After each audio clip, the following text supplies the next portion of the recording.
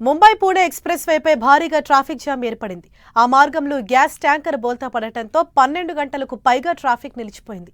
రాయ్గఢ్ జిల్లా అదోషి టన్నెల్ దగ్గర ముంబై పూణే ఎక్స్‌ప్రెస్ వేపై వెళ్తున్న గ్యాస్ ట్యాంకర్ అదుపు తప్పి బోల్తా పడింది.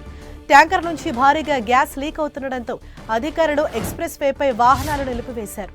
వాహనాలు 12 గంటలకు పైగా ట్రాఫిక్లో చిక్కుకుపోవడంతో వందలాది మంది ప్రయాణికులకు తీవ్ర అసౌకర్యం కలిగింది. కిలోమీటర్ల మేర వేలాది వాహనాలు నిలిచిపోయాయి. 12 గంటలకు పైగా ట్రాఫిక్లో చిక్కుకోవటం, ఆహారం, వాష్రూమ్ సౌకర్యం లేక జనాలు తీవ్ర ఇబ్బందులకు గురవుతున్నారు. ట్యాంకర్ నుంచి భారీగా గ్యాస్ విడుదలవుతోందని అధికారులు తెలిపారు. ట్యాంకర్ పేలే అవకాశం ఉండటంతో ప్రజల భద్రత దృష్ట్యా వాహనాలు నిలిపివేశామన్నారు.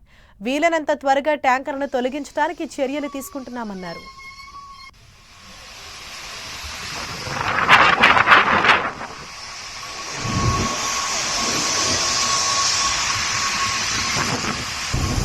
लीकेज रोखण्याचा प्रयत्न सुरू असून खोळंबलेली ट्रॅफिक सुरू आहे. मोठ्या प्रमाणात वाहने असल्याने